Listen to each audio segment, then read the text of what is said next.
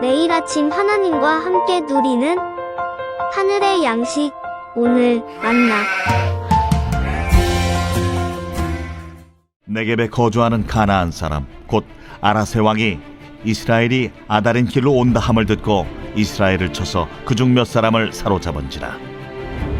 이스라엘이 여호와께 서원하여 이르되, 주께서 만일 이 백성을 내 손에 넘기시면 내가 그들의 성읍을 다 멸하리이다. 여호와께서 이스라엘의 목소리를 들으시고 가나안 사람을 그들의 손에 넘기시매 그들과 그들의 성읍을 다 멸하니라. 그러므로 그곳 이름을 호르마라 하였더라. 백성이 호르산에서 출발하여 홍해 길을 따라 에돔 땅을 우회하려 하였다가 길로 말미암아 백성의 마음이 상하니라.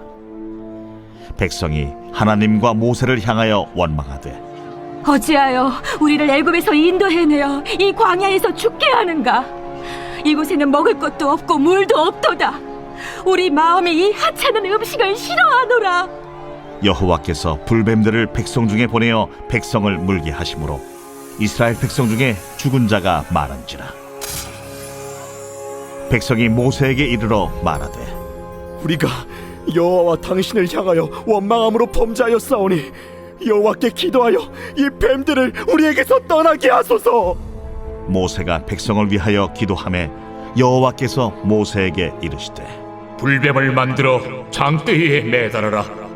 물린 자마다 그것을 보면 살리라. 모세가 놋뱀을 만들어 장대 위에 다니 뱀에게 몰린 자가 놋뱀을 쳐다본즉 모두 살더라.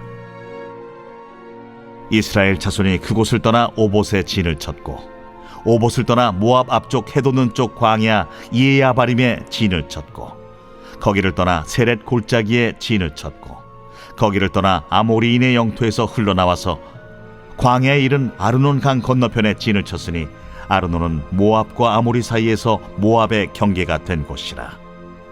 이러므로 여호와의 전쟁기에 일렀으되 수바의 와합과 아르논 골짜기와 모든 골짜기의 비탈은 아르고우를 향하여 기울어지고 모압의 경계에 닿았도다 하였더라. 거기서 부엘에 이르니 부엘은 여호와께서 모세에게 명령하시기를, 백성을 모으라. 내가 그들에게 물을 주리라. 하시던 우물이라. 그때 이스라엘이 노래하여 이르되, 우물무다 솟아나라. 너희는 그것을 노래하라. 이 우물은 지휘관들이 팠고 백성의 귀인들이 규와 지팡이로 판 것이로다.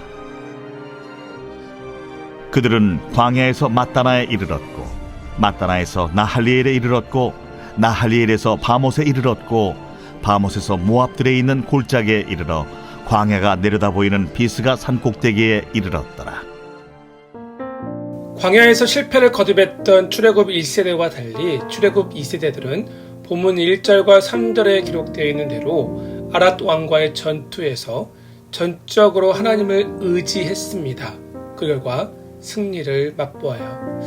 이 전투 이후에 이스라엘 백성들은 다시 가나안 땅을 향해 출발하는데요. 4절 이후에 기록된 사건을 보면 출애굽 2세대들은 안타깝게도 원망과 불평이 앞섰던 부모 세대 출애굽 1세대들의 전철을 밟고 맙니다. 4절에 보면 이스라엘은 호르산을 떠나 홍해길을 따라서 에돔 땅으로 우회했다라고 말씀하죠. 그런데 그 길로 인해서 마음이 상했습니다. 안 그래도 힘들고 고단한 광야길인데 길을 더 멀리 돌아가야 하니 마음이 많이 불편했던 것이죠. 먼 길로 돌아가게 되자 백성들은 모세를 향한 원망을 넘어 이제 하나님을 원망합니다. 하나님을 전적으로 의지해서 하나님의 도우심으로 전투에서 승리한 것을 벌써 잊어버리고 하나님을 원망하고 있어요. 백성들의 원망 내용이 5절에 나오는데 원망의 핵심은 바로 이것입니다. 애굽에서 잘 살던 우리를 왜 이끌어내서 이 광야에서 죽게 하느냐? 여긴 먹을 것도 마실 것도 없고 우리는 이 하찮은 음식을 싫어한다는 것입니다. 이전 부모 세대가 누렸던 애굽에서의 생활을 그리워하면서 먹고 마실 것 때문에 불평합니다. 생각해보면 광야에서 태어난 출애굽 2세대들은 애굽에서의 생활을 한 번도 경험하지 못했지만 그런데도 불구하고 애굽에서의 생활을 동경하며 광야 생활을 원망하고 있습니다. 이것은 아마도 출애굽 1세대가 했던 불평과 원망의 영향이 아닐까요? 1세대의 불평과 원망이 출애굽 2세대까지 대물림되었습니다. 그런데 출애굽 2세대가 원망했던 그 원망의 5절 이렇게 나와 있잖아요. 하찮은 음식. 하나님께서 아침마다 공급하시는 만나를 두고 하는 이야기죠. 여기서 하찮은이라는 단어는 경멸하다는 뜻입니다. 이스라엘 백성들은 광야에서 아무것도 없고 자신들은 아무 수고도 하지 않았지만 때를 따라 공급해 주시는 하나님의 그 은혜를 경멸의 대상, 하찮은 것으로 여기고 있습니다. 광야에서 먹을 수 있다는 사실, 하나님이 변함없이 신실하게 공급하시고 계시다는 사실에 감사하지 않고 그것을 불평하고 하나님의 공급을 경멸하고 있다는 겁니다. 이렇게 감사를 모르고 하나님을 원망하고 그 은혜에 대해서 경멸했던 이스라엘 가운데 하나님은 불뱀을 보내십니다. 그 결과 백성들 가운데 불뱀에 물려 죽은 자들이 많았다라고 6절은 기록하고 있습니다. 다시 7절을 보면 이스라엘 백성들은 이제 모세에게 자신들이 하나님과 모세에게 원망함으로 인해 범죄했다라고 고백하며 중보 기도를 요청합니다.